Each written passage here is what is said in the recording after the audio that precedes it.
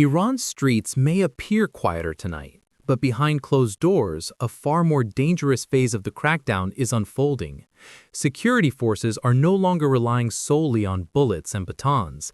Instead, mass arrests, secret detentions, and fear are becoming the regime's new weapons. As protests slow, the question now is not whether Iran's unrest is ending, but how the government plans to tighten its grip and what this means for millions of Iranians still demanding change. Over the past several weeks, Iran's protest movement has shifted dramatically. Large street demonstrations that once filled city centers have become smaller, more scattered, not because public anger has disappeared, but because the cost of protesting has grown deadly. Human rights groups report waves of arrests across major cities, including Tehran, Isfahan, Shiraz, Mashhad, and Tabriz. Students, activists, journalists, artists, and even family members of protesters are being detained, often without warrants, charges, or information on their whereabouts. According to multiple reports, Slow security agents are carrying out late-night raids, removing individuals from homes and dormitories. Many detainees are being transferred to undisclosed locations, fueling fears of torture, forced confessions, and secret trials. At the same time, Iran's judiciary has signaled an aggressive stance. Officials have warned that protest-related cases will be handled swiftly, with limited transparency, raising alarm among legal experts who say due process is being abandoned entirely. The government claims it has restored, quote, order and stability, but activists argue the streets are quieter only because the crackdown has moved out of public view.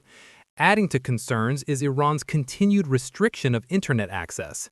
Messaging apps and social media platforms remain disrupted, making it difficult for citizens to share videos, verify arrests, or organize safely.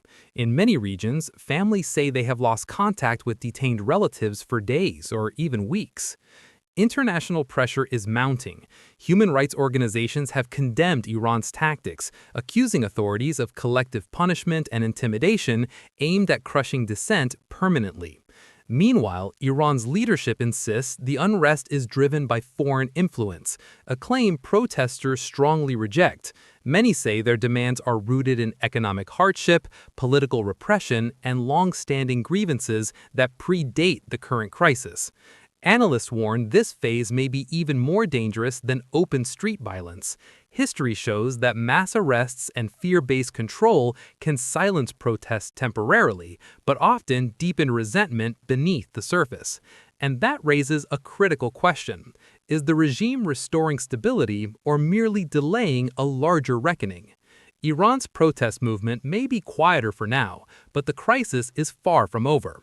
As the crackdown shifts from public force to silent repression, the human cost continues to grow, hidden behind prison walls and sealed courtrooms. Whether this strategy succeeds or backfires will shape Iran's future and potentially the stability of the entire region. We'll continue to follow every development closely. Subscribe for verified updates, deeper analysis, and breaking news as this story unfolds.